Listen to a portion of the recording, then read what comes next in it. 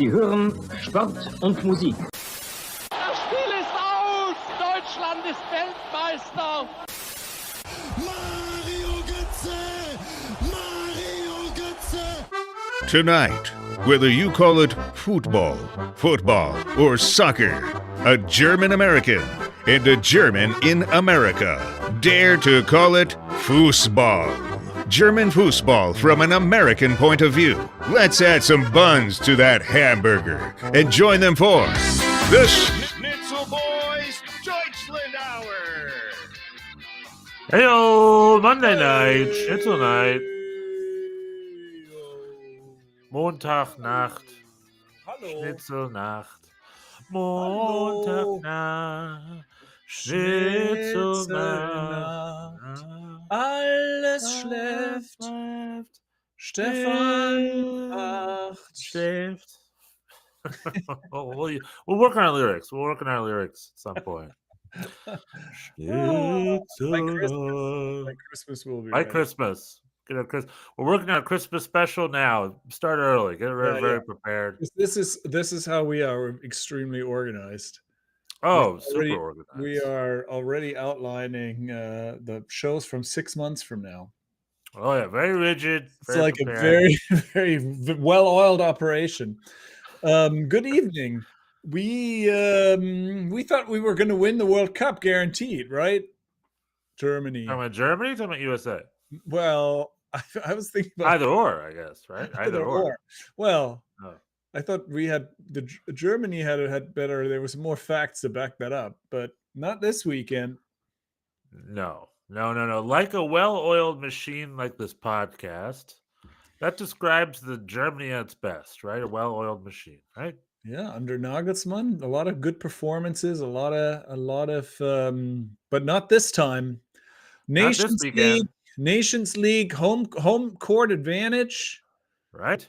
We thought we're gonna crush these guys. No, Portugal usually, I really thought we would make it through Cristiano Ronaldo's entire career without getting beaten by him, but just on the as he's on his last 40 leg, as he's 40 and on his last leg looking for a club, he snuck one past us. This was like, I feel like I don't really respect current age Ronaldo all that much. I also don't respect Roberto Martinez as a coach really all that much. So this was kind of like living in the upside down this weekend. Yeah. Everybody was praising 40-year-old Ronaldo, and Roberto Martinez was, who is really inevitable as a future U.S. men's national team coach. Roberto Martinez is only a matter. It's not if, but when. Yeah, that's a good statement. He's the perfect kind of guy. He's like a Klinsmann adjacent kind of guy.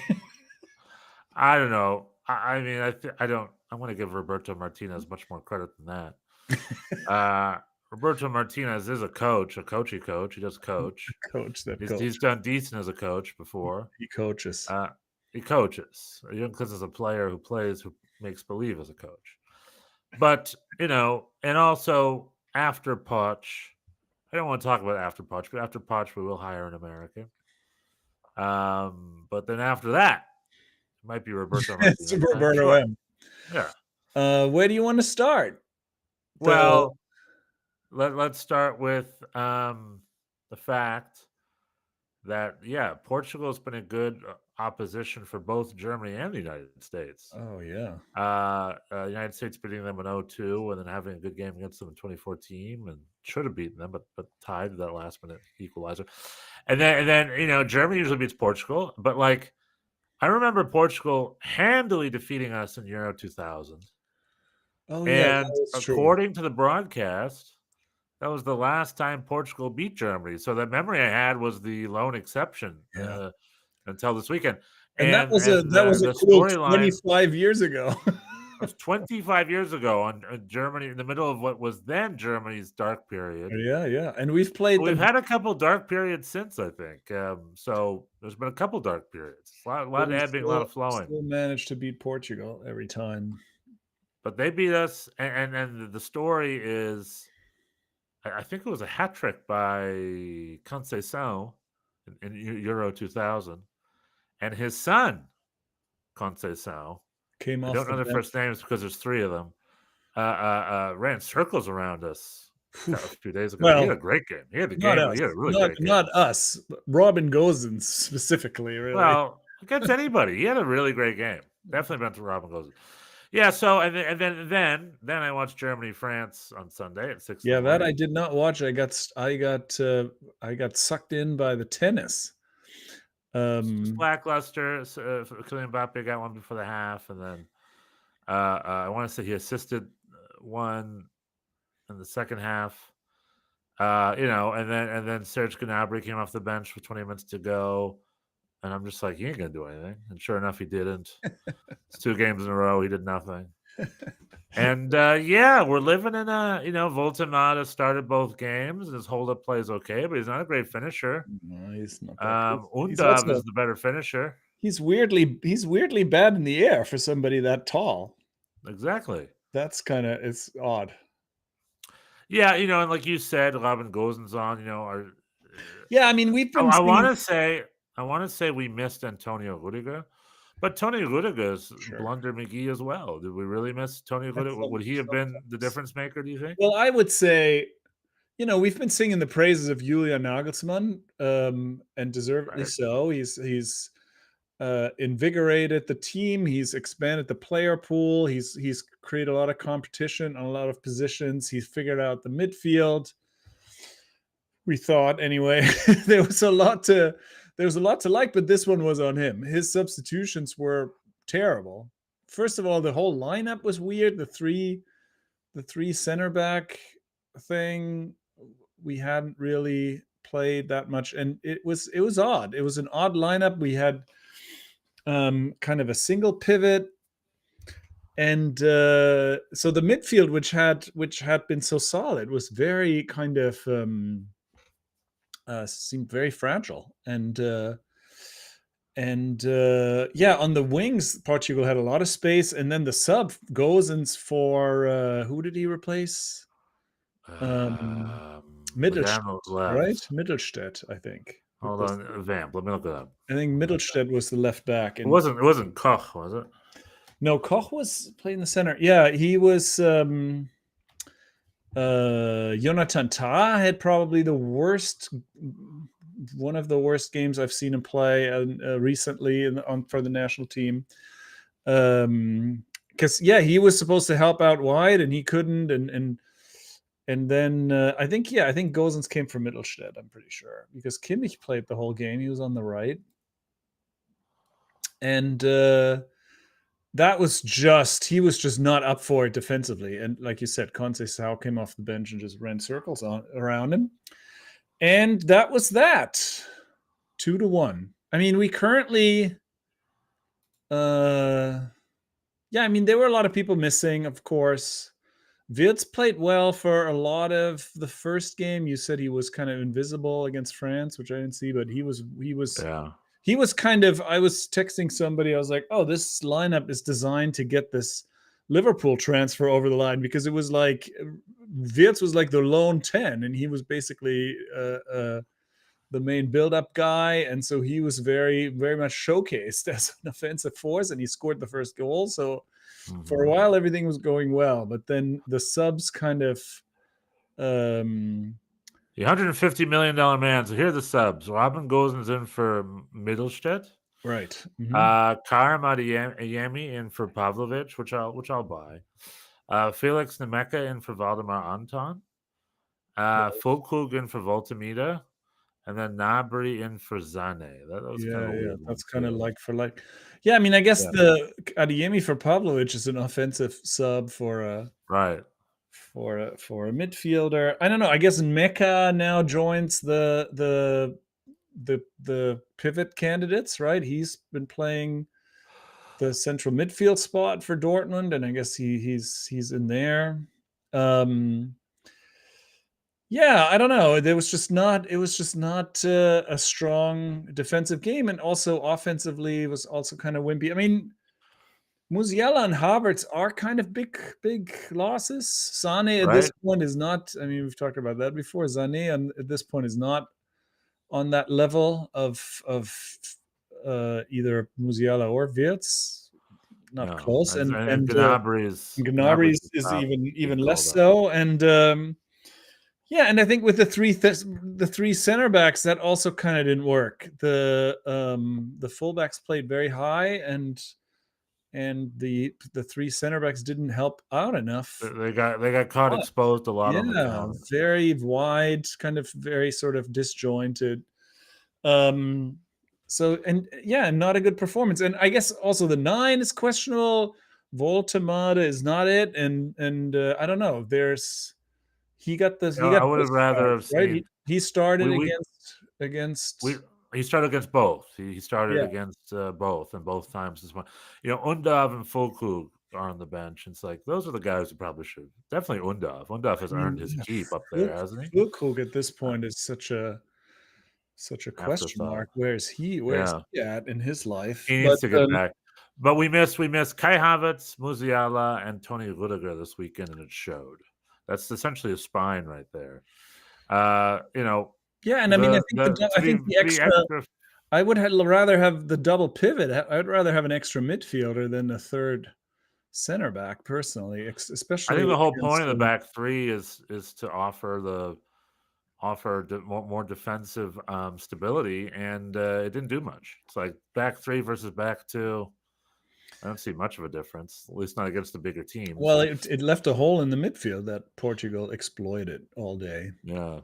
For a quick transition. I'll give credit for Germany in that first game, though. I mean, up for the first 60 minutes, that was our game. We're like, this is our game. And I was feeling confident, very confident. But then literally in 2 minutes, right, the 60th and 62nd minute, Portugal got 2 goals on the counter.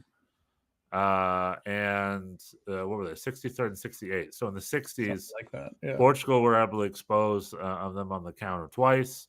Then it was 2-1, and then Germany had 20, 25 minutes with very little. Trying to get an equalizer and nothing. And that was right around the time, because the subs happened, I think, right before that moment. Yeah. Yeah, it was definitely the 60th to 61st. I didn't quite feel like you did. I thought this was a weird setup, and I think Portugal looked really dangerous, even though we had more possession and more. I mean, it's sort of expected, right? Like, it's a home game. We're kind of a possession kind of team. I think that wasn't. I didn't. But I thought Portugal was always looked dangerous in transition. I think there was that one. Ronaldo had one big chance, and he which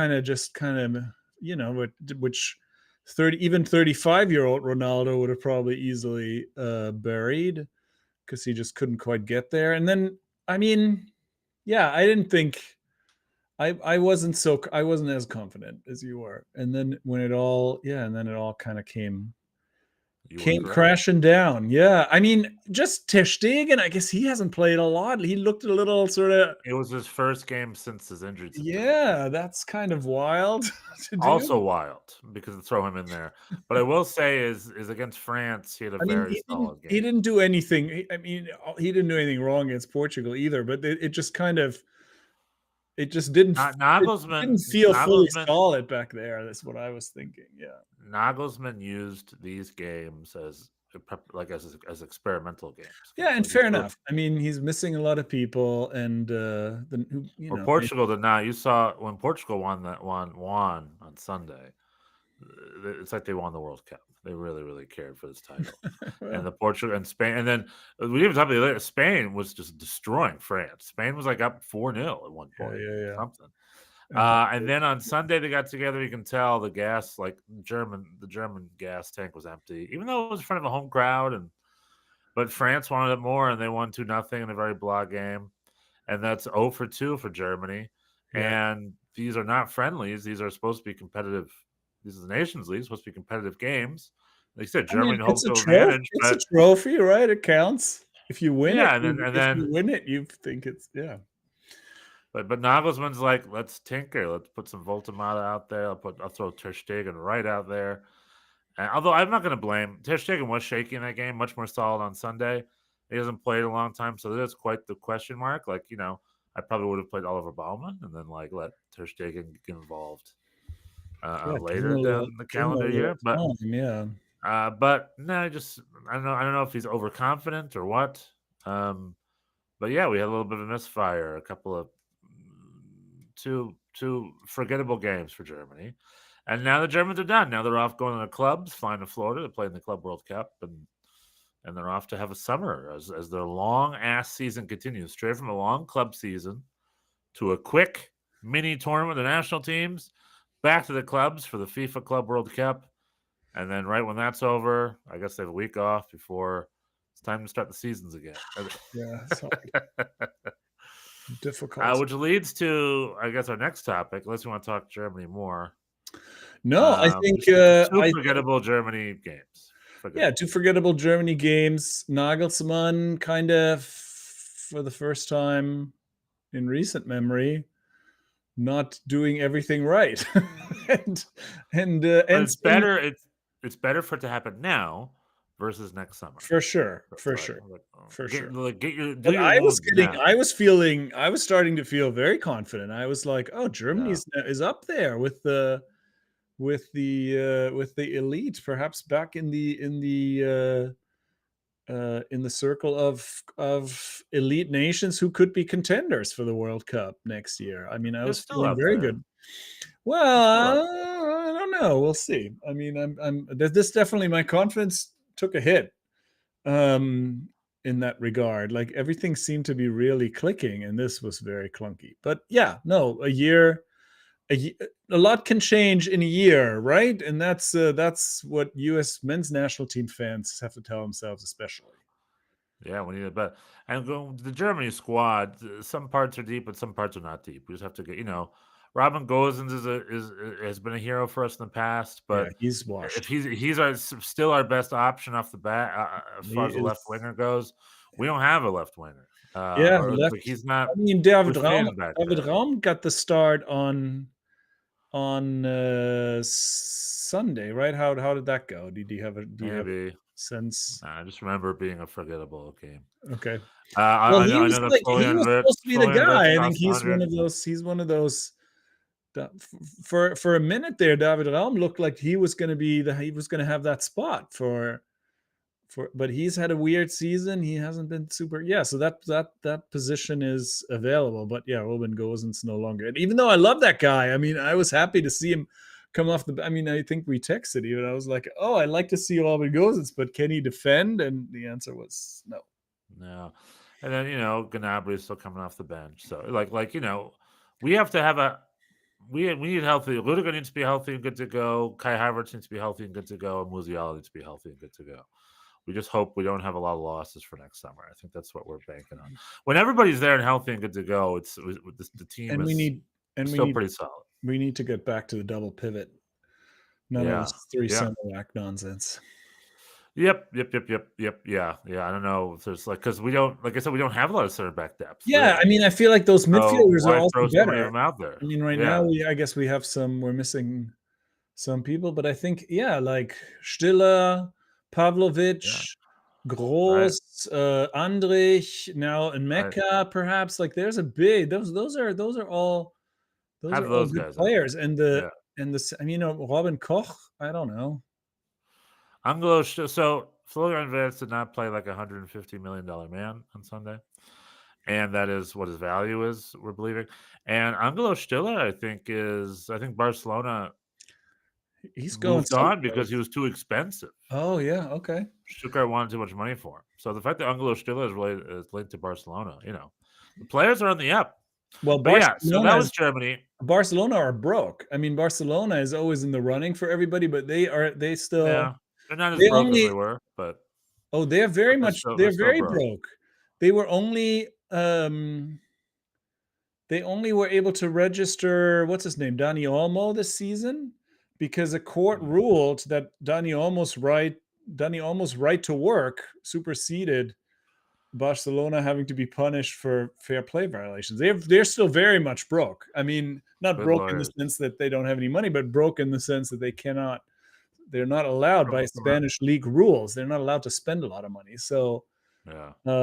But I think Angelo Stiller could still land in the Premier League. I mean, he's a very useful. There are 3, 4, 5 top He level wasn't there for us this weekend. Premier He was League. not used. He wasn't used at all during this window. Yeah, I don't know. Yeah. But anyway, so that's Germany. Forgettable, disappointing.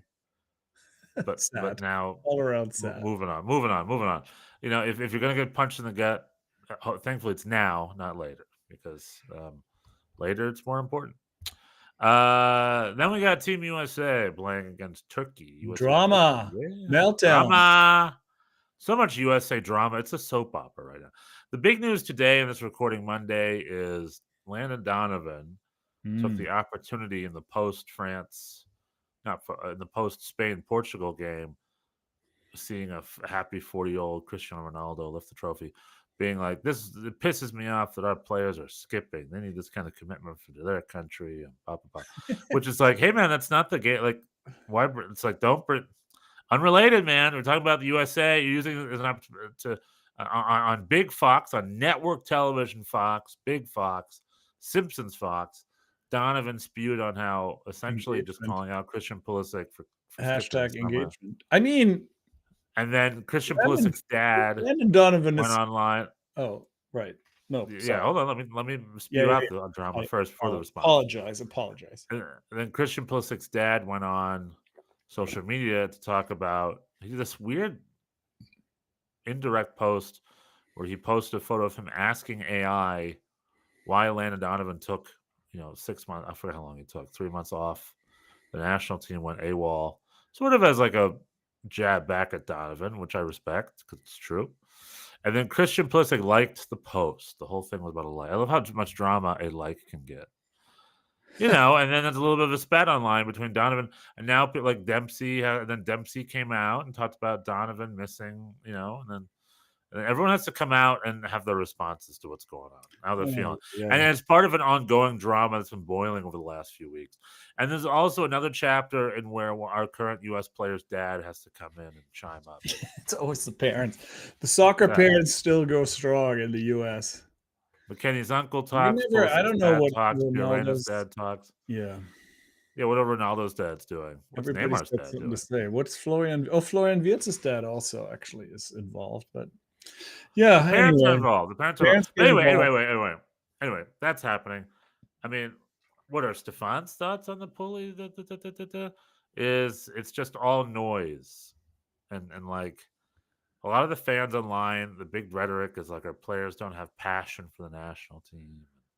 There's too many foreigners in the national team and all that stuff. And it's like, let's wait until the tournament is over before we have all these hot takes. Like everybody's talking about our national team sucks and I want to see them. The players don't care, therefore why should I? It's like, you guys, it's all noise. It's all bad noise. It's noise we don't need. It's a lot of anxiety. Turn the noise off. The USA has 6 games, whatever, long summer ahead of them. Let's let them do the summer, and then when the summer's over, we can have our feelings. Cool? Save your feelings for till the tournament's over. Right. If USA is 3 and out in the group game, then yeah, we could definitely start having some conversations about that. 3 and out in the Gold Cup. I know, in the Gold Cup. What's going to happen? But right now, what we saw, so I'm going to go right down to brass tacks. Okay. Brass nuts. We played Turkey up in Hartford, East Hartford, Connecticut. We had a solid first 20 minutes. Jack McGlynn with a rocker from outside the box. Yeah. Then, just like in the Germany-Portugal game, Turkey had 5 really good minutes where they capitalized on a Johnny Cardozo mistake, and then they had 2 quick goals. And what a mistake that was. Yeah. We'll talk about that in a second.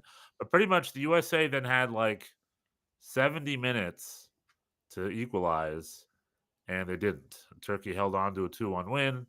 And despite the fact the United States had the ball most of the time and they had a lot of really good chances in the second half, they had some attacking chances, a header straight to the keeper and 1 or 2 other moments. And, Jack McGlynn tried to recreate his goal a handful of times throughout the game. But pretty much USA, it was all USA. Turkey was just holding back. And it worked for Turkey. They won 2-1. USA had 70 minutes to get an equalizer, and they couldn't get an equalizer. The game ended 2-1. Turkey beating the United States in the United States. It is a 3-loss streak for the U.S. The first time they've had that since Bob Bradley. People are bringing a bunch of stats out, and it's another disappointing loss for Team USA and Team Poch. And it raised a lot of questions. Why is Johnny Cardozo? Why are certain players, including Johnny Cardozo, just absolute shit in the U.S. jersey? How come when they put a U.S. jersey on, it's 10% of the player they are for their club? Is he better? I mean, I don't watch Real Betis a lot. Is he better? I guess I don't watch Real Betis a lot. No, but he scored 2 goals against Real Madrid 2 weeks ago. He's going to either Atletico. Better, right? I was reading he was going to either Atletico Madrid or Tottenham Hotspur. Right. I'm gonna predict right now he is not gonna be a regular starter for either of those teams ever. Well, this is my take right now, June 9th, 2025. I'm predicting this. Well, based on we'll his get back USA to it performances, like 2 years from now. Well, but this goes back to what I'm saying. Like, based on his USA performances, he should be playing USL soccer, right? Like, he's just like not a good soccer player. So harsh. However, his club form is very good. So he was very good in a young whippersnapper in Brazil, scout up to La Liga, as La Liga scouts out of Brazil very heavily. And then he's found his footing on Real Betis, and he's, like I said, a month ago, he had this super game against Real Madrid, and he scored 2 goals or something. You can't be that. You can't score 2 goals against Real Madrid, and then, like what you see him in a U.S. shirt can't be the level he plays at. There's a disconnect there. Well, this was a terrible. He had a very bad game. He's always had bad games for the U.S. He's just a guy, just like CCV. Whenever he puts on a U.S. shirt, he's like just a real POS. Malik Tillman gets called for that. We need to grow him out of his shell. I thought he had a decent game against Turkey. He played the pass. He had the assist on the first goal, and he had a couple of good chances. He had that header at the end of the game that should have been the equalizer. So I'll give him a little pass. He doesn't help. He doesn't help with the buildup. This was the most frustrating thing. Just for me to watch, that they were very dogmatically, and I guess they said after the game that they were encouraged to do this by Pochettino. He really wanted them to build out of the back and possess the ball, but it's just not like there's just nobody. The only person who had any kind of oomph in the buildup, at least in the first half, was Luca de la Torre. He had a couple of good runs with the ball. He was able to receive the ball and then turn and bring it upfield, which really is an important thing to be doing if you really want to play it out from the back. Always been his. It's always been his strong. That was his thing, and that's why if you don't want to call in Keaton Parks, that's you're stuck with him, which is fine. But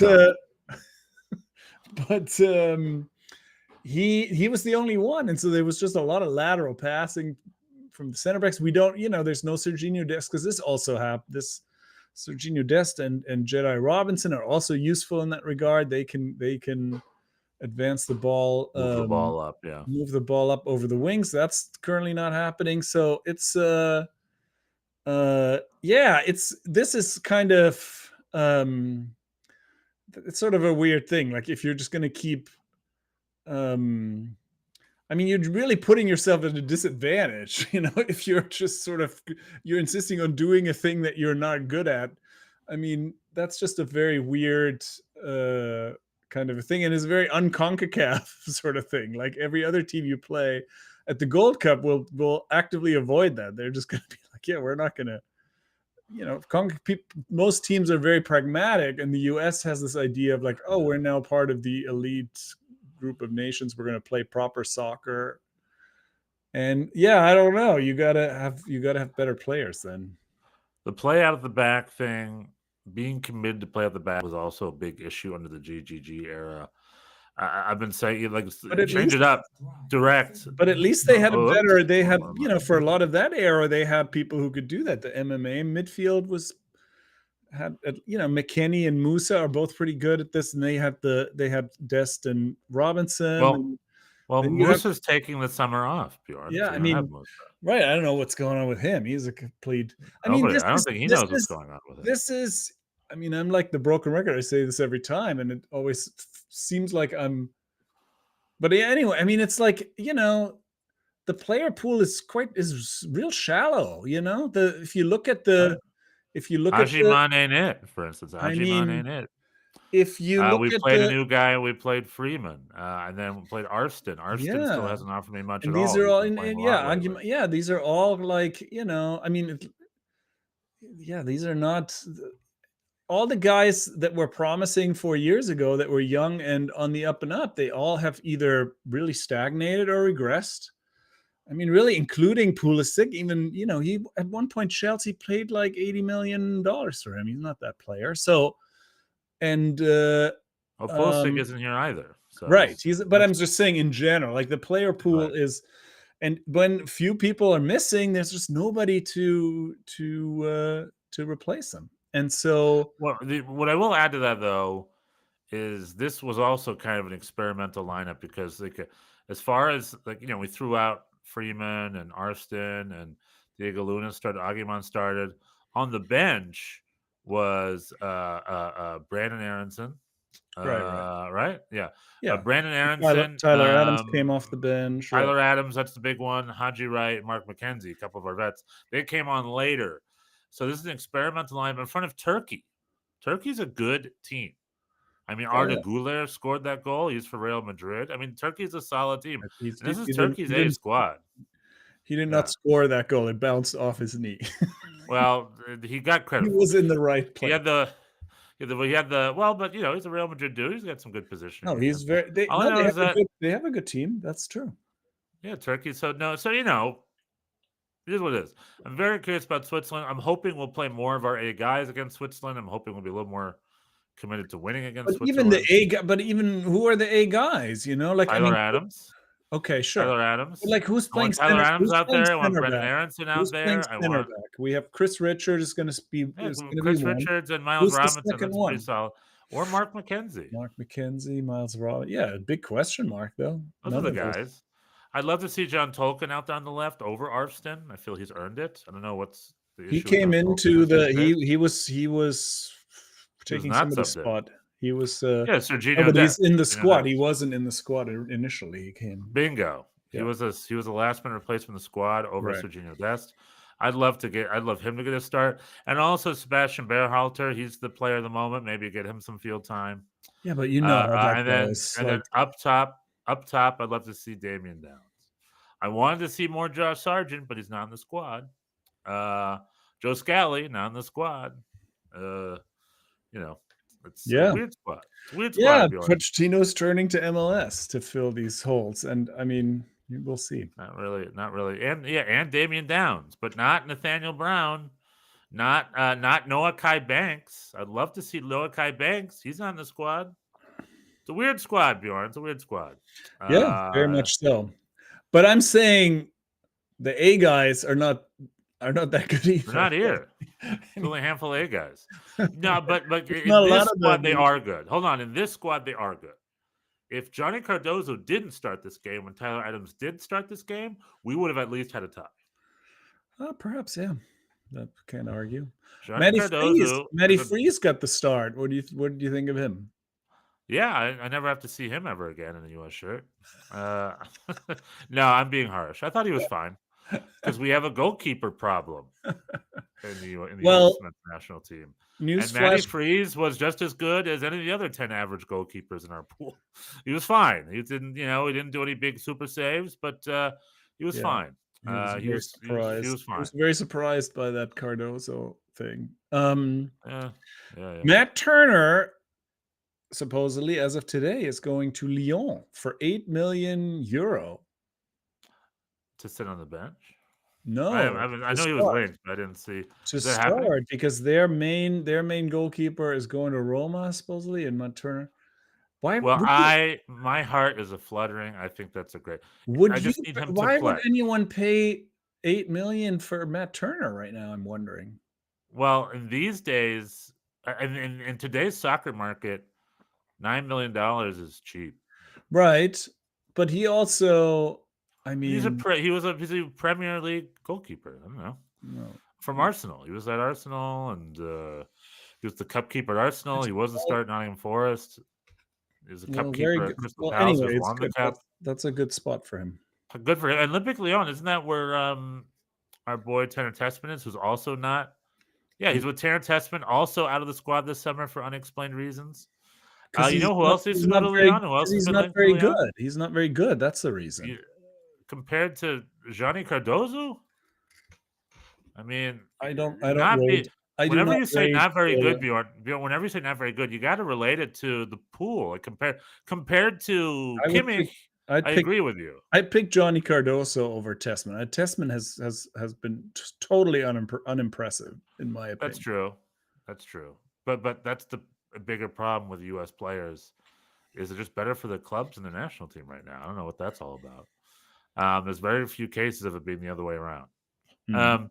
But anyway, I love that move. So I'm glad you said it. Matt Turner, somewhere where he'll play. France is fine. And the only other thing we need to do now is we need to send Gio Reyna there too and let him play. I think Gio Reyna has also been linked to Lyon. Do they have an American owner there or something? Just anybody American. Well, there's two Americans there now. So yeah, I mean, someone's rooting for a good spot for Gio too, potentially. I don't know. Is that real? I think I've read that. I've read Flamengo. I've read one or two. I think somewhere in Spain, and I think I've read Olympique Lyon. Okay. France would be a good place. France and Spain would be a good place for Gio. I think somewhere he can play because our boys need to be playing. Gio also not part of the squad because he'll be with Borussia Dortmund at FIFA Club World Cup. How many minutes do you think Gio's going to get with Borussia Dortmund this summer? Oh, could be a lot. Like depending on how they rate this Club World Cup. Yeah, I mean they might just want to put him in the window, for people. Bingo. I think that's it. I think that's the play. Let him play and put him in the window in front of the U.S. crowd and get him sold. He's valued at $7 million right now. Gio Reyna, which is how much a player doesn't play for 2 years is valued. So there you go. We got USA versus Switzerland tomorrow. I'm hoping for an improved performance. Be nice to get a nice result. And Switzerland also no pushover. Turkey and Switzerland are two solid opposition. And Switzerland just spanked Mexico the other night. So hoping for an improved performance. All right. Because, the Gold Cup is competitive, but who are our boys? Our boys are like the Dominican Republic. Hold on. That's the Gold Cup. I mean, they got to make it out of the group. Come on. Let's not even. They got Trinidad, Haiti, and Saudi Arabia. Come on. Yeah. Come on. All right. Well, not a whole lot to talk about, but our national teams are struggling. Bad. But a year is a long time, hopefully. Yeah, 12 months and counting. Around this time next summer will be the opening of the FIFA Club World Cup. Excuse me, the regular World Cup. The FIFA that World one Cup starts next week, and we'll see how Germany and USA are. Because it's vastly more important than this summer's FIFA Club World Cup, which is a thing that I'll watch. It's fine that's happening, but I mean, if all three of the German teams are 3 and out, that's actually good for them because the players need rest. I really do. Everybody needs. I really could care less. All right. That's our reaction. Our national team is bad and sad. See you next week. Let's hope you do better. Go USA. Tschüss. Bis nächste Woche. Macht's gut.